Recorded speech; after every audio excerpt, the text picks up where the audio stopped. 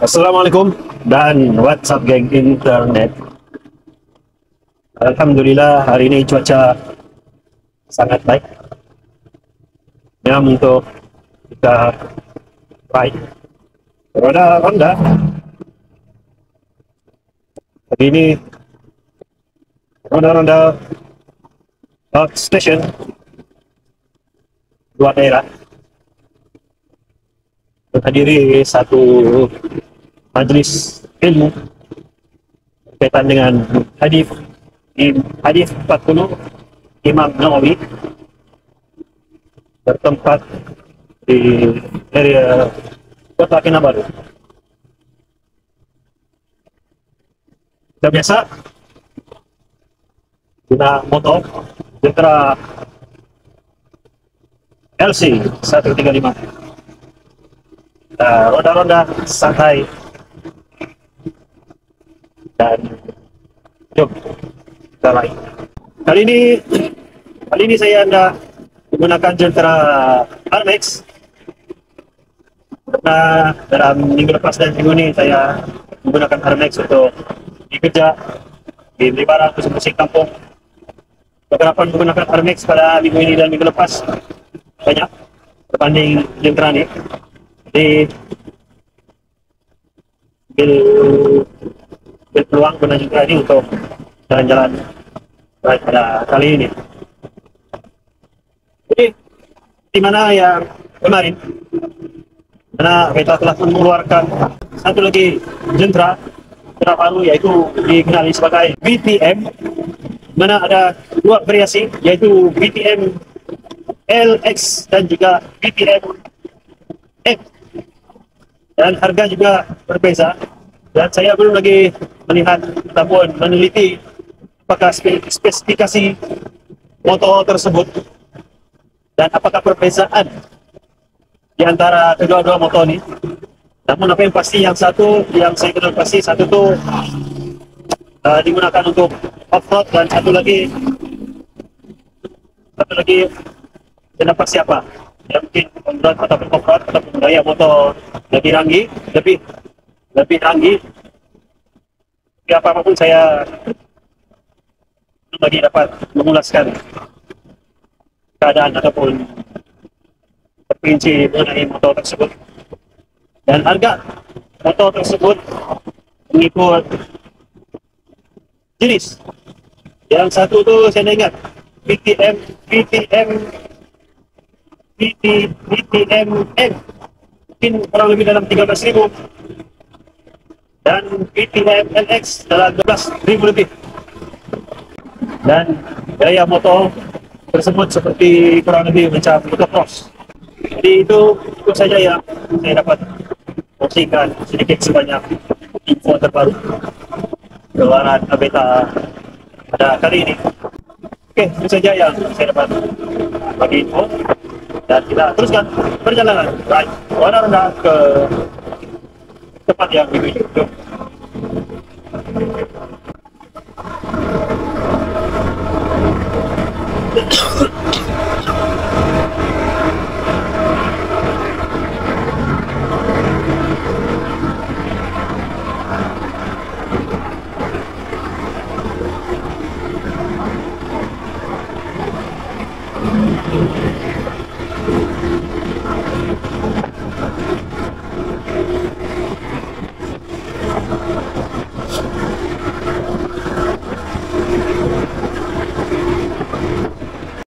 Baik, dekat ini nih, dekat yang sekarang ini sudah mulai bergerak perlahan. Sudah pastilah apa sebab jam ataupun rusak di sini nih. Pasti ada sebab jams. Walaupun gerai-gerai ini sudah berpindah ke tempat yang baru. Mungkin saya rasa adalah disebabkan oleh jembatan.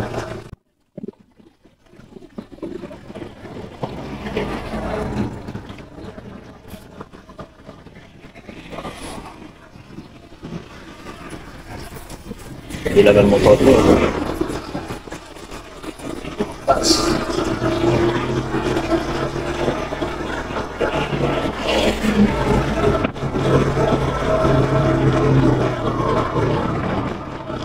biasa, dan ada kendaraan yang 4 roda yang jalan kecemasan di situ. Kita steady right circle, tidak terlalu agresif. Kalau kendaraan 2 roda.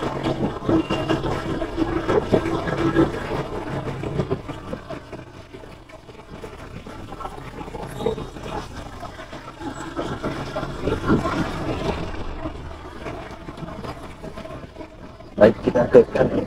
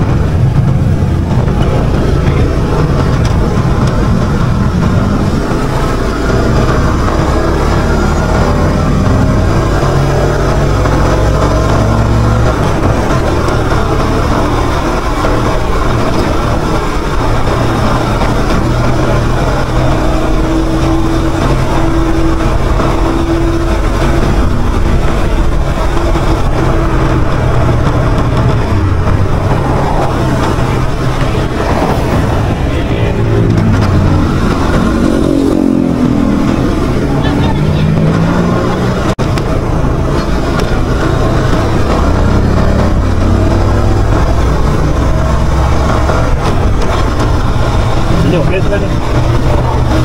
Saja. Oke, aku datang dari PNJ.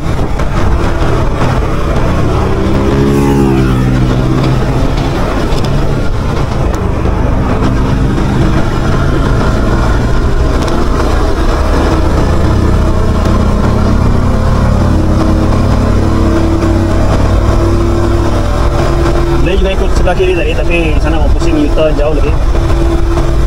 Ini dia terus direct. Ini sambil lihat suasana di sini. Dan kanan sini pun kurang kendaraan berbanding sebelah kiri tadi. Jadi masa saya memilih untuk jalan ke sini.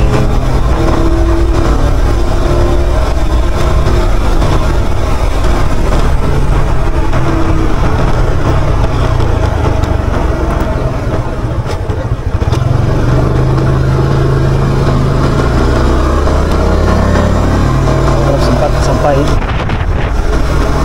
pada masanya, oke, sempat dari 7:30 bergerak dari rumah dari jam kurang lebih jam 10.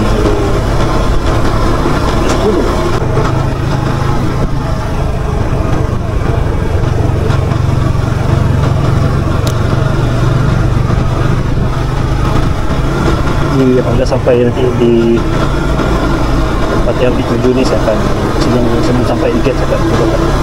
Jadi apabila itu kita sampai kita jalan kaki. Sangat baik ini akan dapat memberikan satu panduan dan juga bekalan hidup kepada mereka untuk menempuh kehidupan 50 tahun akan datang. Yang berusia 7 tahun, kalau diizinkan oleh Allah Subhanahu wa taala boleh hidup sehingga 63 tahun, mereka akan hidup 57 tahun lagi. So, apakah bekalan mereka? Inilah dalam saya memikirkan apabila menjadi pengarah pendidikan dalam soal-soal untuk menyediakan murid-murid ini ke arah kehidupan yang lebih sejahtera, maka sudah tentulah kita perlu memberikan satu analogi-analogi yang boleh dipahami dan boleh diingat. Memang benar, usia umat ini tidak panjang, 63 tahun. Lalu lebih pada itu bonus. Tapi soalnya ialah dalam proses kita membina modal insan ini, menyediakan mereka kepada kehidupan yang lebih bermakna. Sudah tentulah usaha yang kita buat.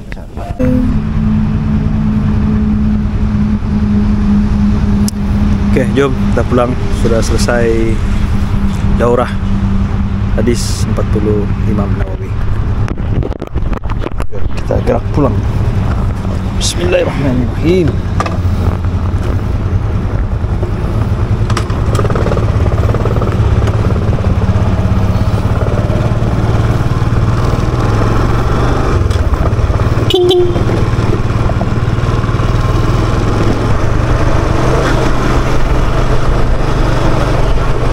Sekolah Indonesia Kota Kinabalu, dan sebelah sekolah Indonesia adalah SK Malawa.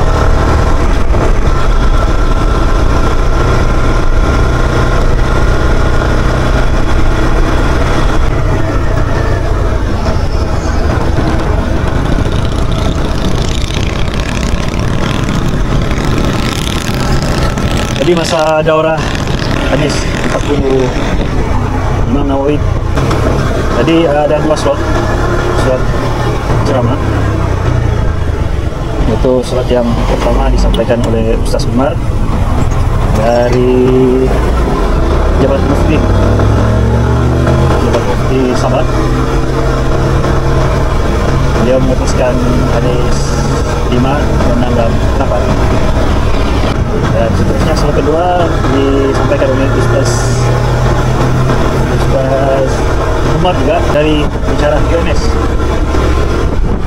Hadis yang ke-30, 30, 31 dan 38. Dan kedua-dua pengisian tadi memang menarik, sangat-sangat menarik.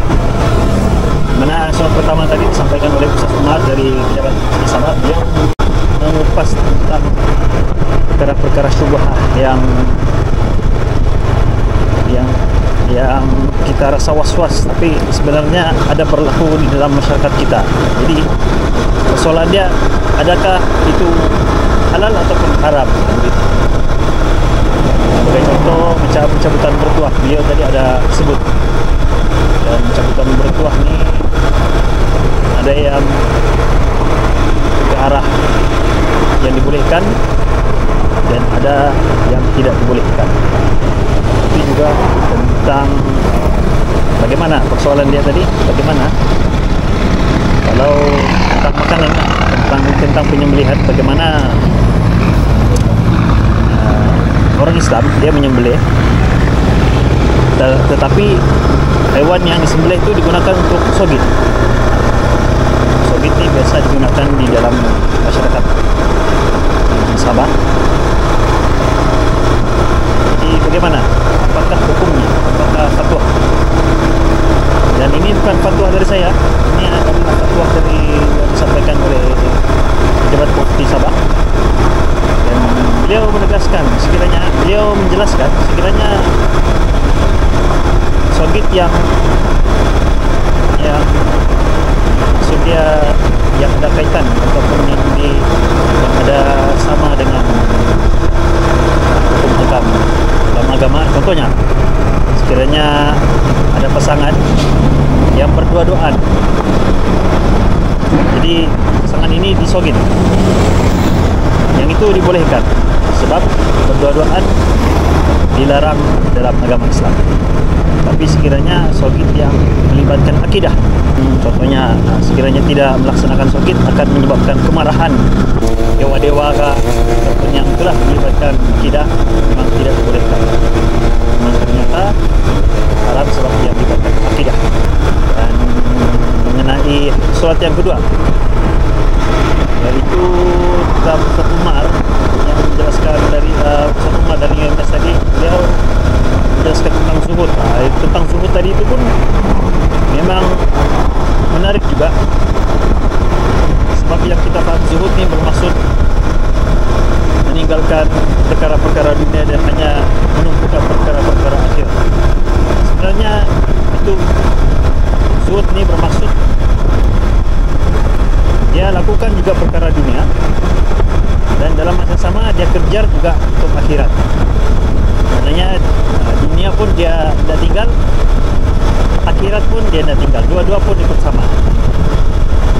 Tapi dia melebihkan akhirat sikit lah. Contohnya 60% akhirat, 40% dunia. Itu maksudnya zuhud. Dia seiring. Sebagai contoh, ada macam satu kisah sejarah. Ada seorang tu dia berbisnes, tapi dalam masa sama dia hasil bisnes dia tu dia menyerahkan kepada orang-orang yang memerlukan, dan dengan syarat dia tidak mau orang kasih heboh siapa yang kasih derma. dan sangat-sangat menarik lah untuk vaksin yang terpun di kongsi tadi. Memang amat bermanfaat dan perlu dikongsikan kepada orang ramai, khususnya kalau macam saya, khususnya kepada pelanggan saya, dan perlu dihidupkan ilmu daurah bisnis supaya nyanyi orang bilang sikit-sikit lama-lama jadi bikin. Itulah konsep yang saya paham, dan cara penyampaian itu secara bil hikmah, yang mengikut pendengar kita. Makanya kalau sama budak tidak perlu menggunakan penyampaian yang mengikut pemahaman mereka dan mengikut kefahaman mereka, supaya mereka dapat menarik dan menerima, dan lagi bagus mengaplikasi apa yang telah kita sampaikan sampai orang belakang santai sampai. Jadi semoga video ini bermanfaat sambil saya write, sambil dalam video ronda sambil saya produksi masih dapat daurah hadis.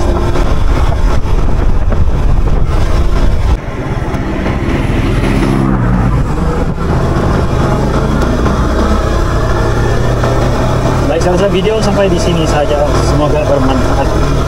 Jumpa lagi. Assalamualaikum dan bye-bye.